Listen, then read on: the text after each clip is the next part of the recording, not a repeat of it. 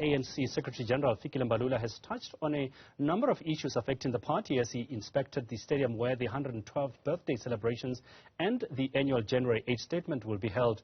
He told members of the media in Mbombela that the party was well aware that load shedding could be used against the party in the upcoming elections. Juniour Khumalo is there for us. Juniour, let's start right there. I mean, it's a big event for the ANC, the January 8. It's happening in Mbombela. A few issues that Fikile Mbalula has raised. What's happening at the moment? Good afternoon to you, Gwena, and to our viewers. Indeed, the Secretary General of the ANC, Fikile Mbalula, did brief the media. He went on a site visit at the 43,000-seat Mbombela Stadium, and part of the things that he spoke about was load shedding. He said that the ANC had been very vocal about ending load shedding by December last year.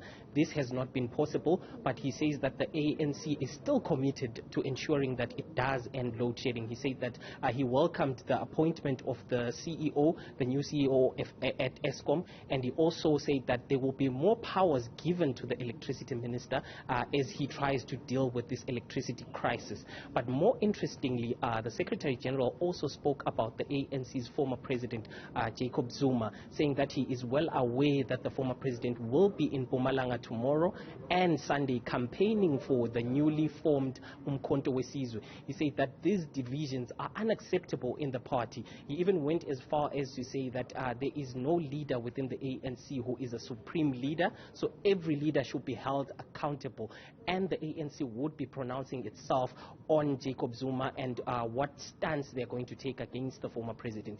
He said despite the former president placing the blame on the current administration, especially President Cyril Ramaphosa, and saying that he has failed as a president and leading the ANC, there were also failures under the president, former President Jacob Zuma himself. He pointed at the formation of the EFF, saying that it was under the presidency of former President Jacob Zuma that the EFF grew from an unknown entity to a party that had about 10% of the votes in South Africa.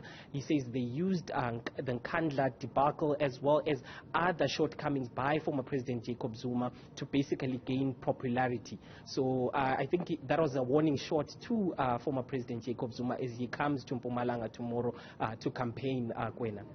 Would one then say that former President Jacob Zuma is giving the ANC sleepless nights, especially with the moves that he's making, joining Umkhonto weSizwe, and effectively saying that he will not be campaigning for the ANC, but in the same sentence saying that, well, I'm still very much a member of the ANC? Indeed, it seems like the ANC is getting a lot of sleepless nights from the stance that has been taken by its former leader. He's a former president of the ANC. He's a former leader of Umkhonto weSizwe as well. He is a very well-known figure, and it wasn't until former President Jacob Zuma became the president of the ANC that the party was able to win KwaZulu-Natal. Before Zuma, it could not win KwaZulu-Natal, so he has a lot of influence as well.